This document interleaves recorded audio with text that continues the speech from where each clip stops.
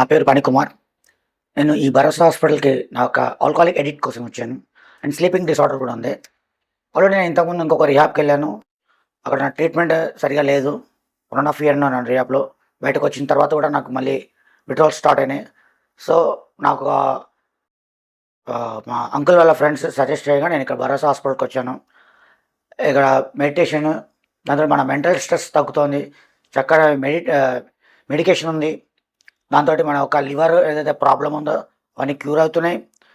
Plus మా early morning wake up ఉంది. Exercise, warm up అయితున్నాయి. అదే చక్కటి పౌష్టికమైన ఆహారం, బ్రేక్‌ఫాస్ట్, ప్రోటీన్స్ ఉన్న హైజీనిక్ ఫుడ్ ఉంది. మధ్యాహ్నం lunch and evening tea and snacks.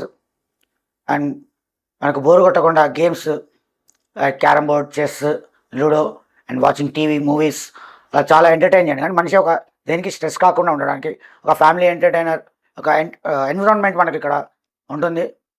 And that ఇంకోటి ఏంటంటే మనకు బయట ఉన్నాము, రిహాబ్‌లో ఉన్నామన్న ఫీలింగ్ లేకుండా ఒక ఇంట్లో ఉన్నాము, ఇంట్లో ఫ్రెండ్స్‌తో ఉన్నాము అంతగా ఉంటుంది ఇక్కడ. ప్రస్తుతానికి నాకైతే చాలా క్యూర్ అవుతోంది.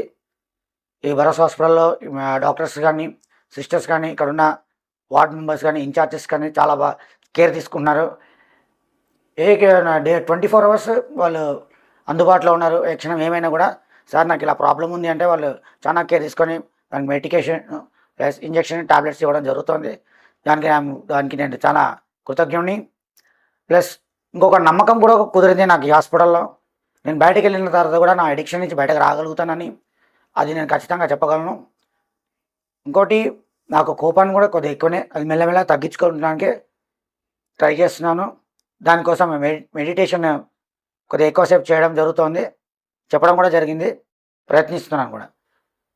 అండ్ లాస్ట్‌లో నేను చెప్పాల్సింది ఒకటే, మెయిన్‌గా నా ఇన్‌చార్జెస్‌కి, హాస్పిటల్ యాజమాన్యం మొత్తానికి గ్రేట్‌ఫుల్ థ్యాంక్స్ అని చెప్పగలుగుతాను. థ్యాంక్స్ అండి.